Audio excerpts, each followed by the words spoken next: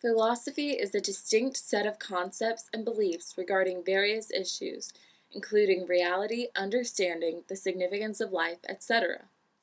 Philosophy is a significant aspect of Greek's cultural history, particularly with reference to Hellenistic Greece.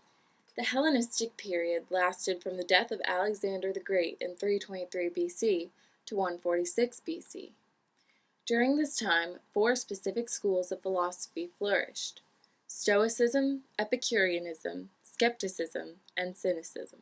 Stoicism first began as a philosophical movement when it was founded in the early 3rd century BC by Zeno of Citium, who was trained in the philosophy of Cynicism with Crates of Thebes. However, according to the philosophy professor R.M. Winley's book, Our Debt to Greece and Rome, brilliant irresponsibility, crude surliness, and plebeian wit proved vacuous on closer accountance, although the rigor of self-denial left a deep mark on Zeno. Therefore, Zeno went to other schools to find the true knowledge he searched for, and eventually he gathered his own circle in the Porch. This group prospered during his lifetime, though Stoicism was widely embraced later by the Romans and competed with Epicureanism as Rome's main philosophy. The goal of Stoicism was to avoid suffering by embracing a life of objectivity and self-control. A Stoic's life would be based on reason and in harmony with the universe. They believed emotions of envy, fear, or passion arose from false judgments, and that the sage, a person who had attained moral and intellectual perfection, would not undergo them. The later Stoics of Roman imperial times emphasized the doctrines that the sage is utterly immune to misfortune, and that virtue is sufficient for happiness. There are even more radical ethical views which the Stoics defended, such as the idea that only the sage is free while all others are slaves. Epicureanism is widely considered to primarily consist of self-gratifying behavior and a continuous search for physical satisfaction. Epicurus, the founder of the school, was a materialist who taught that fear and anxiety were the ultimate causes of pain and despair.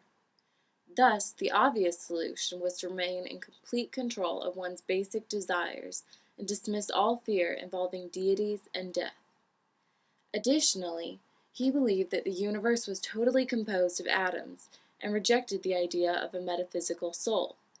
Instead, Epicurus regarded the soul as physical matter, formed from microscopic particles shifting within the human body. These convictions shaped the foundation of Epicurean philosophy, which was both widely accepted and rejected by individuals throughout the world.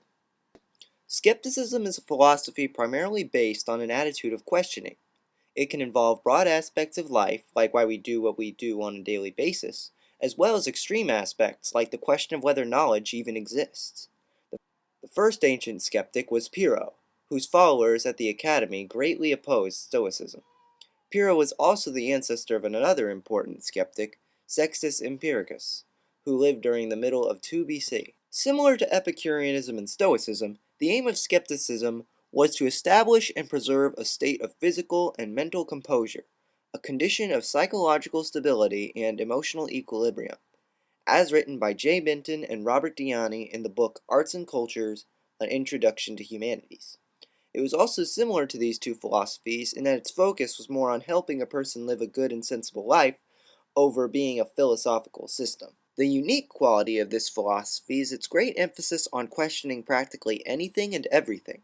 The reason behind this focus is the idea that nothing we have is really fact, and there's a margin for error in pretty much everything we may accept as a given truth. By extension, they believe nothing can be proven as fact because there is no real truth for any kind of basis.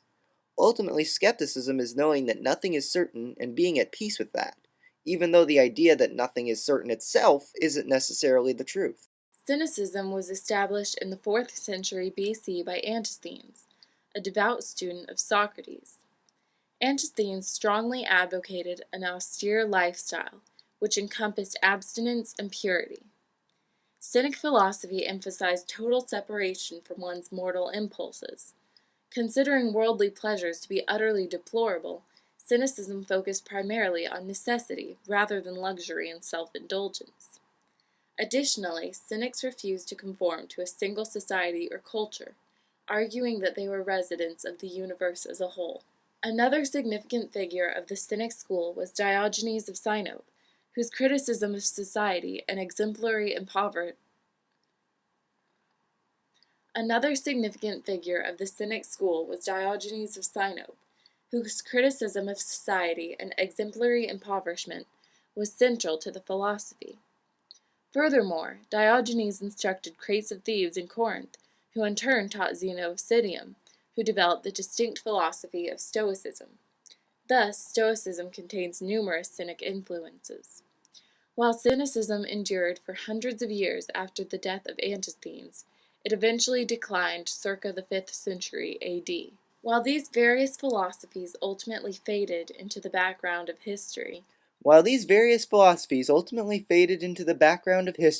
their belief systems went on to influence specific religious doctrines still prominent to this day, including those of Christianity and Buddhism. I'm Caleb, and I'm Bethany. and this has been our midterm presentation of Hellenistic Greek philosophies.